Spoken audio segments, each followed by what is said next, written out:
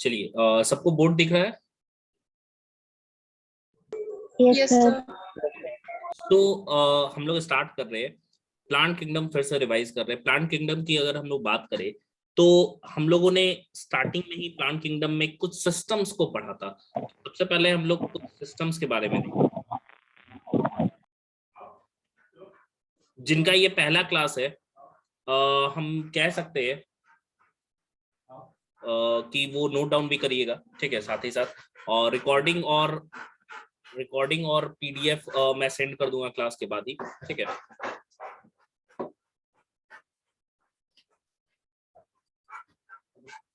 Okay sir, okay.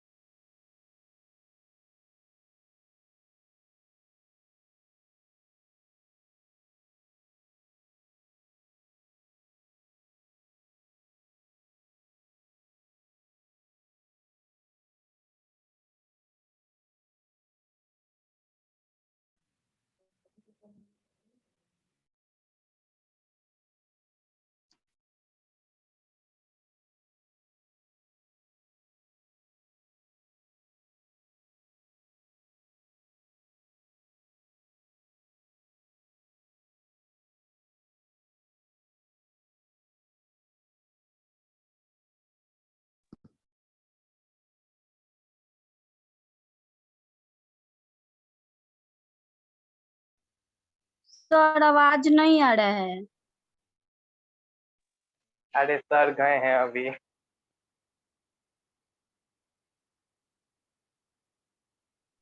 अपने में तब तक बात करो सब। अपने में झाल बजाए हैं। तो हाँ। क्या कर सर कहाँ झाल गए? बजने वाला? आ गए। कौन है झाल बजा रहा था? सॉरी, चलिए आप हटिए, आप डिस्टर्ब नहीं करिए, जाइए अपने से। तो देखिए, जो लोग जिनका ये पहला क्लास है, हम सिंपली कह रहे हैं कि वो नोट डाउन भी करिएगा। अगर हम लोग प्लांट डाइवर्सिटी की बात करें तो सबसे पहले, एक मिनट,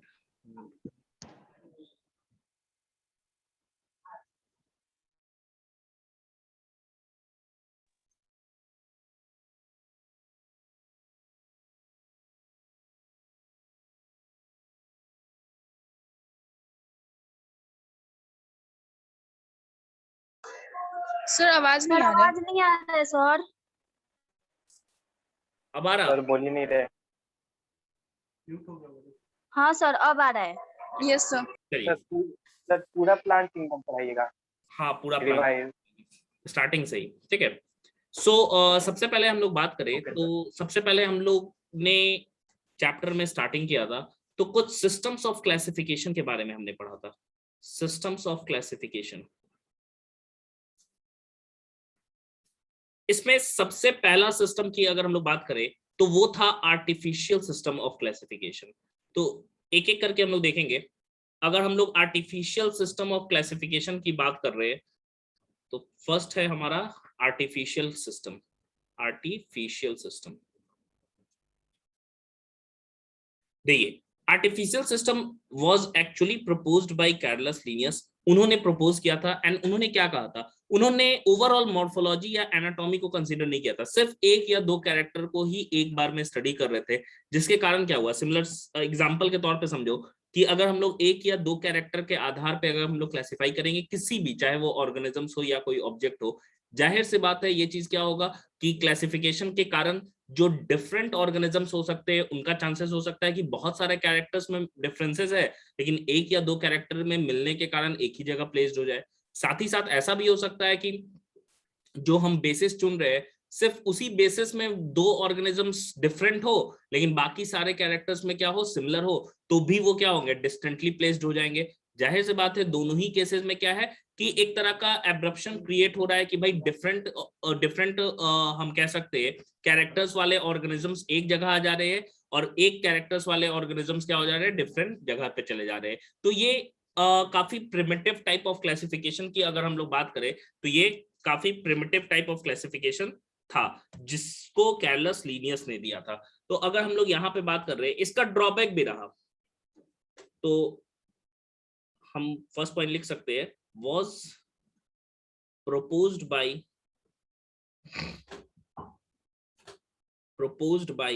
Carolus Linnaeus।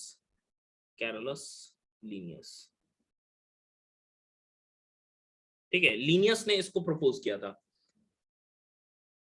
देखिए, अगर हम लोग नेक्स्ट कैरेक्टर की बात कर रहे हैं तो नेक्स्ट कैरेक्टरिस्टिक ये आर्टिफिशियल सिस्टम का क्या है, एक या दो कैरेक्टर, और वो भी कौन सा, मॉर्फोलॉजिकल, कि भाई देख के ही पता चल रहा है।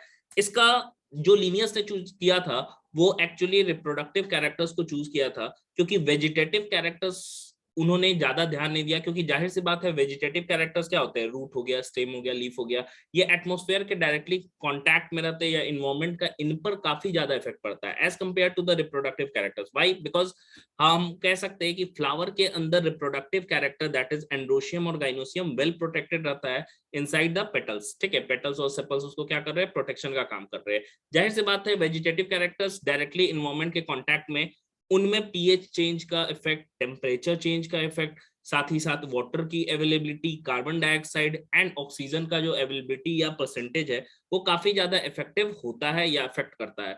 तो यहाँ पे वेजिटेटिव कैरेक्टर्स ज्यादा प्रोन है, हम कह सकते हैं इन्वायरमेंटल चेंजेस के अनुसार, कि इन्वायरमेंट में कुछ भी बदलाव होगा तो सबसे पहले हमको, मान लो कि सिंपल सा पानी की कमी हुई, सबसे पहले हमको दिखेगा कि लीफ जो है वो कर्ल हो गया। क्यों? क्योंकि सरफेस एरिया को घटाना है उसे। सरफेस एरिया घटा के क्या फायदा है कि रेट ऑफ ट्रांसपिरेशन गिर जाएगा, ट्रांसपिरेशन गिरेगा तो वाटर कंजर्व हो जाएगा, जाहिर सी बात है। तो आर्टिफिशियल सिस्टम ऑफ क्लासिफिकेशन में यही चीज हमको देखने को मिला कि भाई एक या दो कैरेक्टर्स की बात की गई।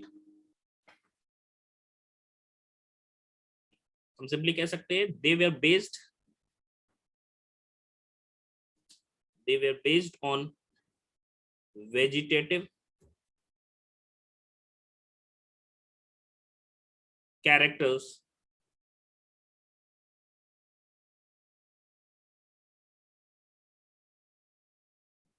और इन्हीं को सुपरफिशियल कैरेक्टर भी बोला गया।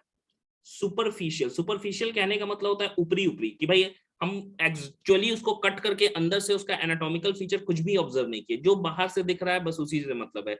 क्योंकि उस समय उतना ज्यादा एडवांसमेंट नहीं था, वो 70s हम कह सकते हैं 18th सेंचुरी की बात है, 1731 32 की बात है। उस समय इतना एडवांसमेंट नहीं था माइक्रोस्कोपी में कि इतना अच्छे से हम डिटेल्ड स्टडी कर सके। तो सिंपली जो देख के ऑब्जर्व हुआ उसी के आधार पर उन्होंने क्लासिफाई कर दिया। Superficial characters such as habit, color, number and shape of leaves,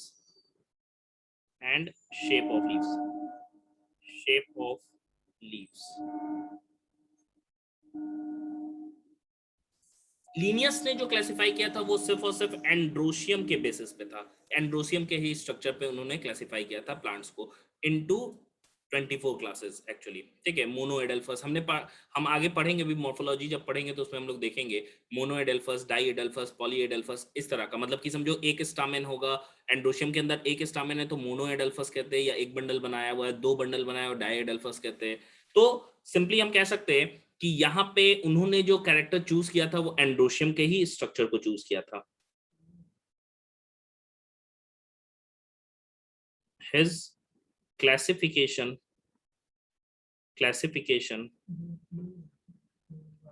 was based on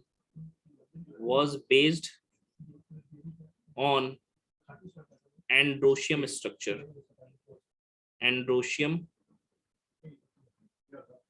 structure,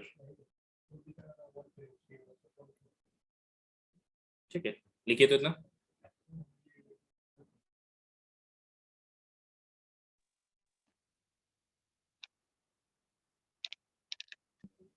अभी भी किसी को वॉइस नहीं आ रहा है क्या? सबको क्लियर है ना audio video? Yes sir. Okay, so writing नहीं समझ में आएगा पूछ लीजिएगा।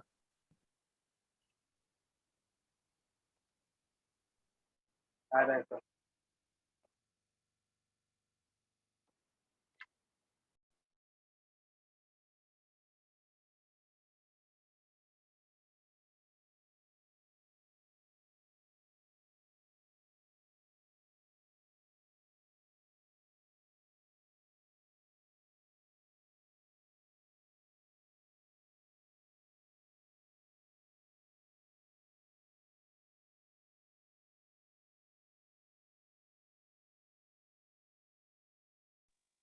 लिख लिए सर, हो गया। हो गया सर। सर आवाज और वीडियो भी नहीं आ रहा है। अरे वीडियो ऑफ है। हाँ हो गया। चलिए देखिए, नेक्स्ट अगर हम लोग इसके ड्रॉबैक की बात कर रहे हैं तो नेक्स्ट जो टॉपिक है कि भाई ड्रॉबैक्स ऑफ लीनियस क्लासिफिकेशन, या ड्रॉबैक्स हम सिंपली लिख सकते हैं, क्योंकि ड्रॉबैक्स में पहला ड्रॉबैक क्या हो जाएगा कि बेसिस हमारा एक या दो कैरेक्टर था। एक मिनट, इसमें बेसिस लिखे ना, हाँ एक मिनट, मुझे ड्रॉबैक्स से पहले का एक और पॉइंट है।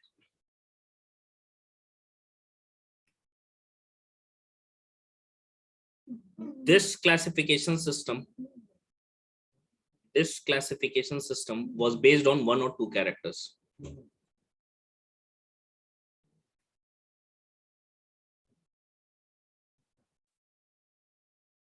Was based on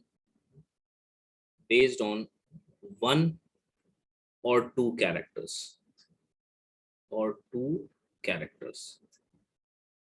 One or two characters. ठीक है, एक या दो कैरेक्टर पे ही बेस्ड था। अब इसके ड्रॉबैक्स की अगर हम लोग बात कर रहे हैं,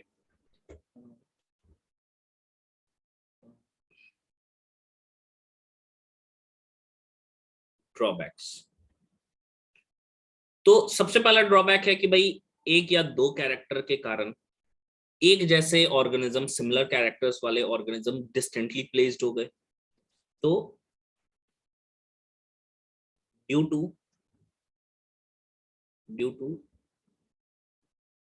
the basis of one or two characters at a time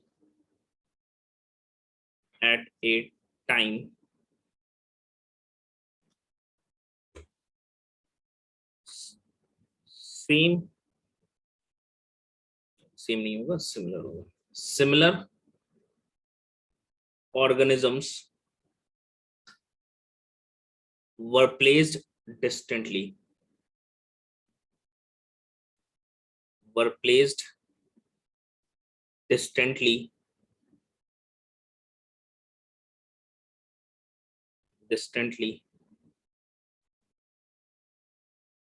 in different groups, अलग अलग ग्रुप्स में प्लेसमेंट हो गया, क्योंकि बेसिस हमारा सिर्फ और एक या दो ही कैरेक्टर था। डिफरेंट ग्रुप्स, ठीक है।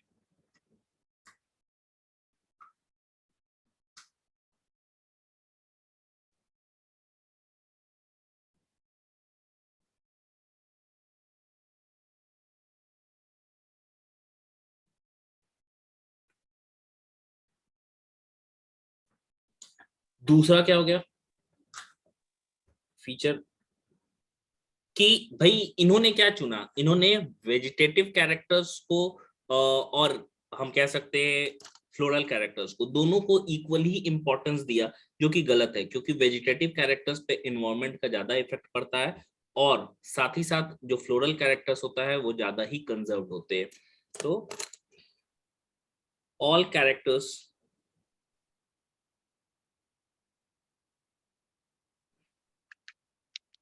were given sir floral characters यानी? फ्लोरल मतलब फ्लावर का character. All characters were given equal importance, जो कि ऐसा नहीं है भाई। इक्वल इंपॉर्टेंस हम कैसे देखते हैं, क्योंकि वेजिटेटिव वाला ज्यादा एनवायरमेंट का इफेक्ट होता है उस पर। इंपॉर्टेंस विच इज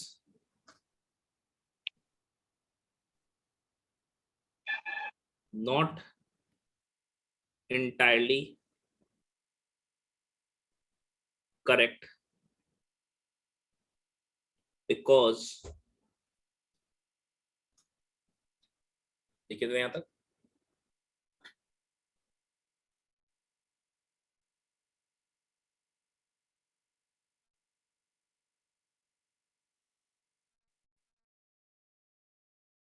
सर इसको छापना है।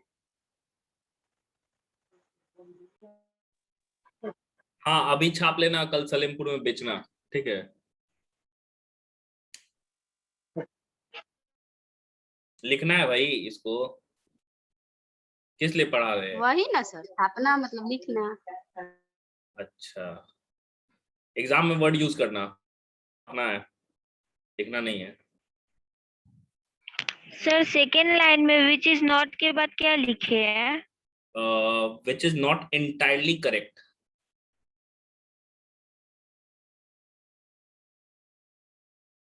सर बिकॉज के बाद कुछ नहीं है सर। लिखेंगे अभी, यहाँ तक लिखिए ना, लिखने दीजिए।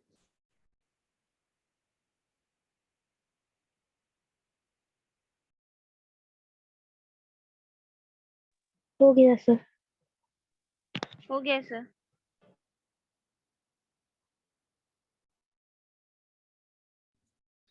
हो गया, चलिए देखिए, तो ये ड्रॉबैक है because vegetative characters, vegetative characters are more influenced by environment, are more influenced by environment, environment।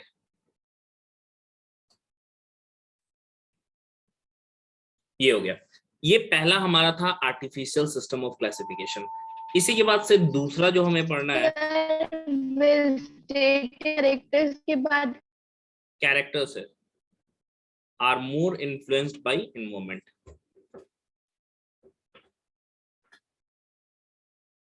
देखो दूसरे की अगर हम लोग बात कर रहे हैं, सेकंड वो है हमारा नेचुरल सिस्टम। आवाज क्लियर नहीं आ रहा है। एक मिनट,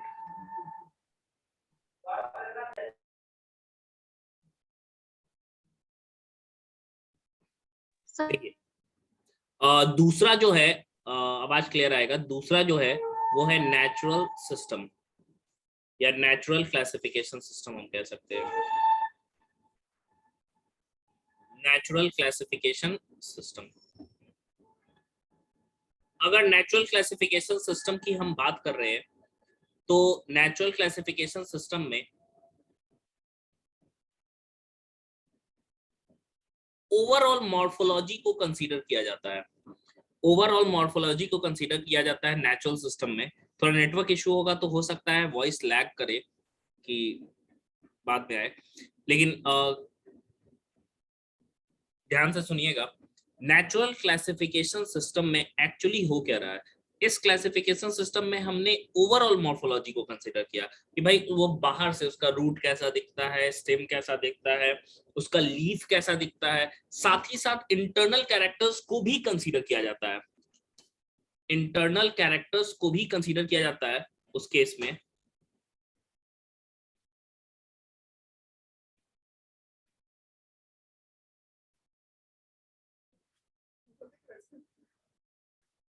एक मिनट रुकिएगा।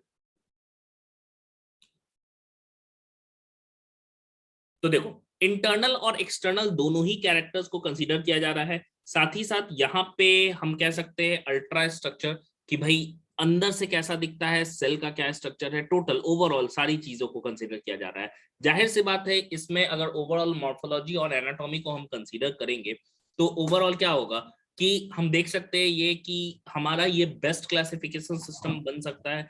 ये क्लासिफिकेशन ये क्या हो गया, सबसे बेटर हो गया, क्यों? क्योंकि यहाँ पे ओवरऑल मॉर्फोलॉजी और एनाटॉमी को हम कंसीडर कर रहे हैं। तो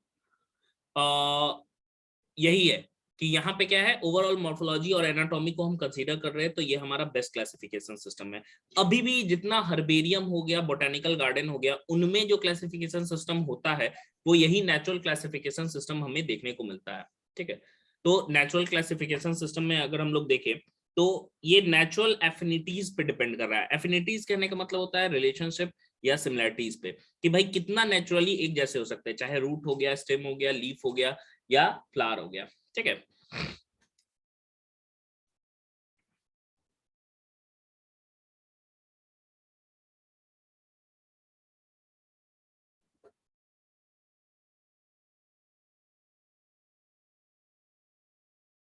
एक minute रुकिएगा।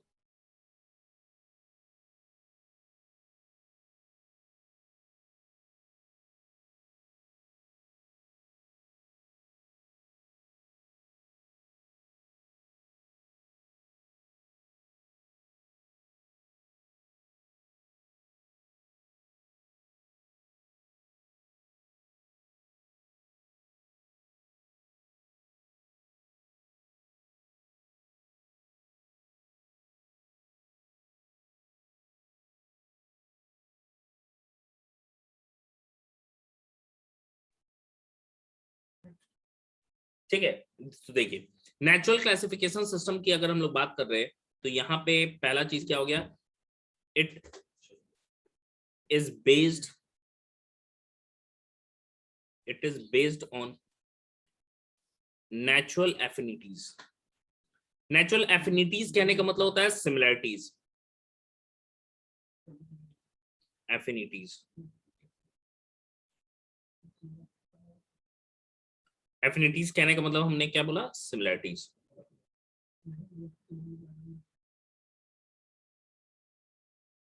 among organisms।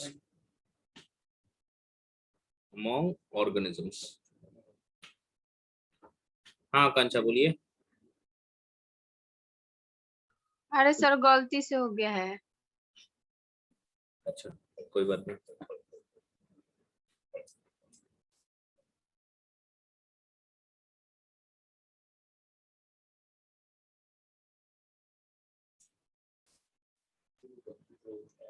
It is based on natural affinities among organisms.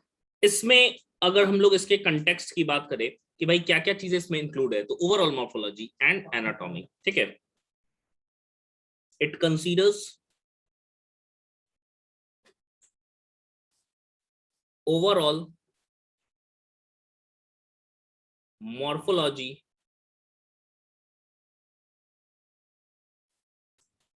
and anatomy। overall morphology and anatomy of organisms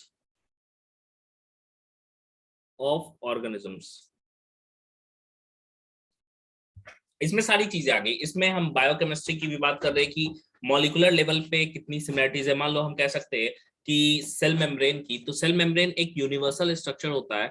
and universal structure कहने का मतलब है कि वो जितने भी ऑर्गेनिजम्स है, जितने भी बायो मेम्ब्रेन, जब हम सेल पढ़ेंगे तो उसमें हम लोग देखेंगे भी कि जितने भी बायो मेम्ब्रेन्स होते हैं वो सारे के सारे फॉस्फोलिपिड और प्रोटीन से ही बने होते हैं। हाँ, उनका कंपोजिशन वेरी कर सकता है। फॉर एग्जांपल एरिथ्रोसाइट में 52% प्रोटीन होता है, 40% के आसपास लिपिड होता है। वहीं पे नॉर्मल सेल में हम कह सकते हैं कि लिपिड का अमाउंट क्या होता है, ज्यादा होता है as compare to the protein. तो यहाँ पे हम लोग कह रहे हैं कि ओवरऑल बायोकेमिस्ट्री की भी बात की जा रही है और सेलुलर स्ट्रक्चर की भी बात की जा रही है। ठीक है, ओवरऑल सारी चीजों को हम यहाँ पे कंसीडर करते हैं। तो it considers overall morphology and anatomy of organisms and also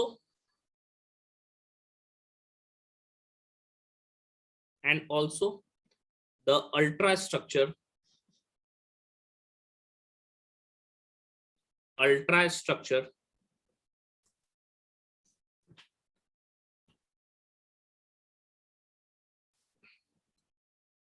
biochemistry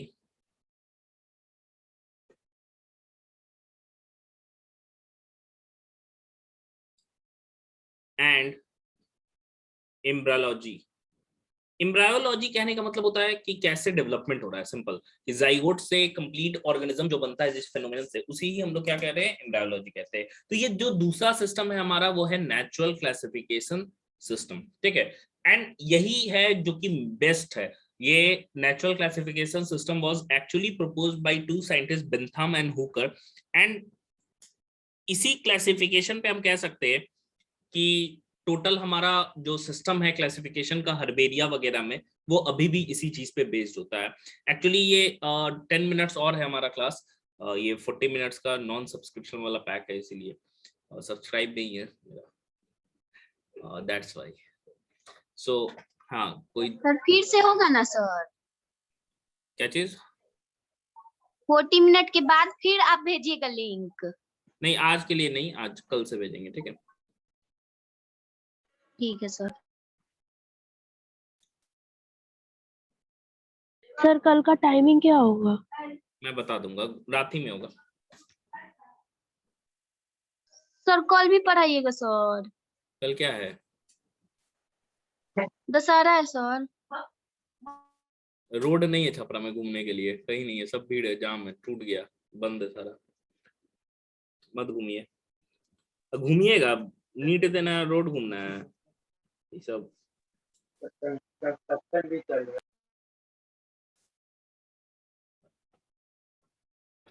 चलिए,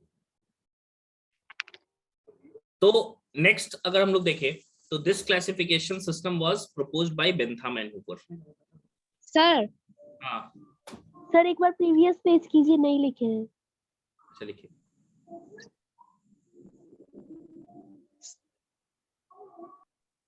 सर एनाटॉमी मतलब क्या होता है?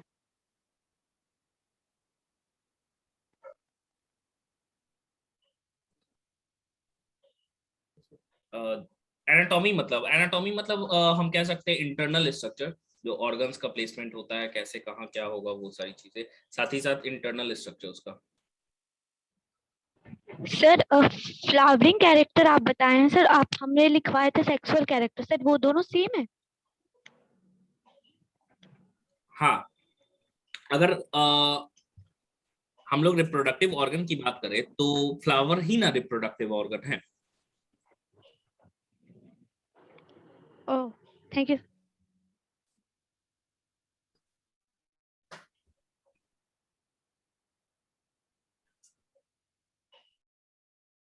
सर बोलिए। सर आपने नोट्स में इंटरनल फीचर्स में फाइटोकेमिस्ट्री लिखवाया था, उसका मतलब? फाइटोकेमिस्ट्री कहने का मतलब क्या हो गया? फाइटो मतलब होता है प्लांट, और केमिस्ट्री मतलब क्या हो गया? Chemical composition. वही चीज हो गया, फाइटोकेमिस्ट्री बायोकेमिस्ट्री एक ही है। चलिए next point, this classification system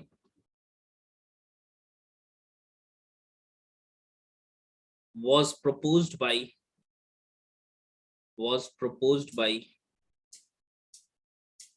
Bentham and Hooker. Bentham and Hooker.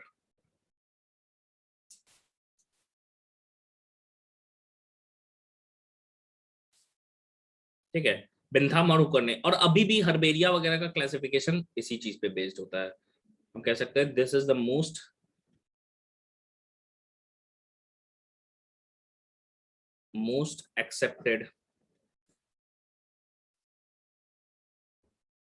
accepted classification system.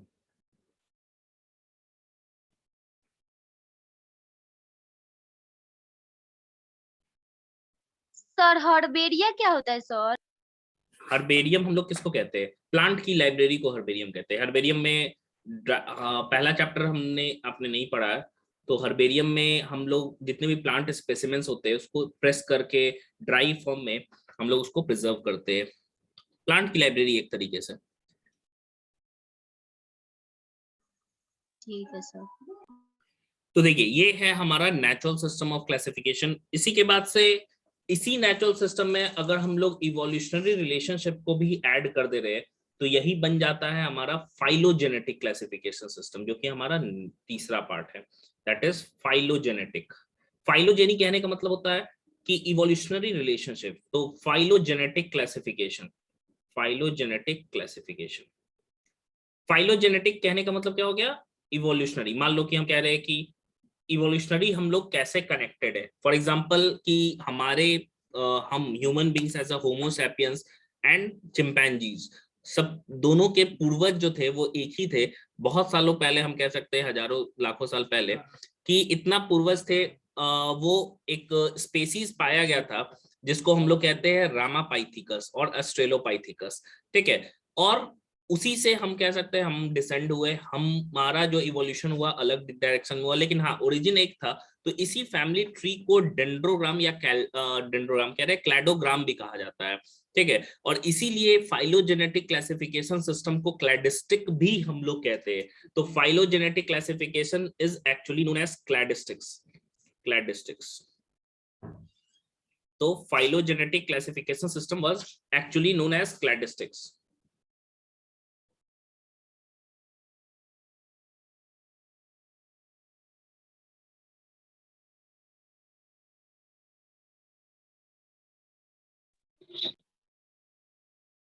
तो सिंपल क्या है कि हम ओवरऑल मॉर्फोलॉजी एनाटॉमी को तो कंसीडर, मतलब नेचुरल सिस्टम में हम क्या कर दिए, फाइलोजेनी को ऐड कर दिए, तो इसी के कारण से क्या हुआ, इसी चीज को हम लोग फाइलोजेनेटिक क्लासिफिकेशन सिस्टम कहते हैं। These are based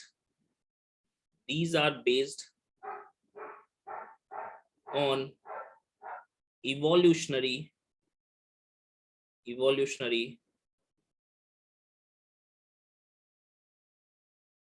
relationships.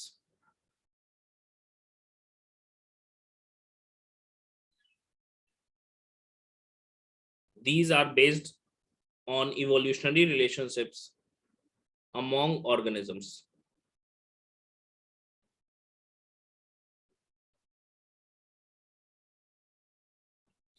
And it includes overall morphology को भी include करेगा एंड एनाटॉमी को भी। मतलब नेचुरल सिस्टम के ऊपर खाली हम लोग फाइलोजेनी यानी कि इवोल्यूशनरी रिलेशनशिप भी बता दिए कि भाई कौन सा ऑर्गेनिज्म किससे इंटरलिंक्ड है, कहां से इवॉल्व हुआ है, तो यही चीज बन जाता है phylogenetic classification system. Overall morphology and anatomy तो ये हमारा तीसरा था। इसके बाद से एक दो बचा, एक फिनेटिक्स बचा, न्यूमेरिकल टैक्सोनॉमी, साइटोटैक्सोनॉमी एंड कीमोटैक्सोनॉमी, ठीक है, जो कि हम लोग कल पढ़ेंगे। A1 वाले ने तो पहले क्लासेस ऑनलाइन की हैं तो उन्हें एक्सपीरियंस था। A2 में जो बच्चे हैं उनके लिए फर्स्ट टाइम एक्सपीरियंस रहा ये चीज हमारी क्लास। तो अगर कुछ नहीं समझ में आया होगा तो पूछ लीजिएगा फिर, ठीक है। नेक्स्ट कल से 2 लिंक भेजेंगे, आज थोड़ा पहला दिन है एक ही, और हम लोग इस वीक में ये चैप्टर को रिवाइज कर लेंगे। और जिनके लिए दशहरा है तो दशहरा दिन भर घूमिए, टाइम एक डिसाइड कर लेंगे। लेकिन इट्स बेटर कि ये बहुत अच्छा अपॉर्चुनिटी होता है कोई भी फेस्टिवल हमारे लिए कि हम उस चीज को आसानी से रिकवर कर सके जो भी हमारा बैकलॉग है, क्योंकि यही मौका है बैकलॉग रिकवर। प्लांट किंगडम के बाद एनिमल किंगडम भी पढ़ाएंगे। एनिमल किंगडम उससे पहले बायोलॉजिकल क्लासिफिकेशन भी एक बार पढ़ा लेंगे, ठीक है। कुछ बच्चे हैं जिनका छूटा हुआ है। सर आप ऑनलाइन पढ़ा रहे थे तो उसमें से 2 लेक्चर बचा हुआ था सेल साइकिल का ना, नहीं वो एक लेक्चर बचा हुआ है, एक लेक्चर हो गया था तो वो पढ़ा देंगे, ठीक है। कौन सा cycle sir? Cell, sir animal kingdom में पढ़ा दीजिएगा। हाँ वो भी पढ़ा देंगे। देखिए इधर से हम लोग रिवाइज करते चलेंगे, कोई दिक्कत नहीं है इससे। और फेस्टिवल का यूटिलाइजेशन करिए, बहुत अच्छा है समय आपका, 1 वीक का गैप है। जितना भी बैकलॉग अभी तक है आप जमा कर लीजिए, घूमिए फिरिएगा बाद में। 2 घंटा बहुत है उसके लिए, 3 घंटा बहुत है, लेकिन दिन भर अच्छे से पढ़िए, जो बैकलॉग है उसको पूरा कीजिए, ठीक है। चलिए तो यहाँ तक रहने देते, PDF भेज देंगे, वीडियो अपलोड कर देंगे, वीडियो का लिंक दे देंगे, जिनका छूट गया है वो देख लेगा, ठीक है। चलिए okay, see you, tata, bye bye, कल हम लोग मिलते हैं एंड गुड नाइट एवरीवन। ठीक है सर।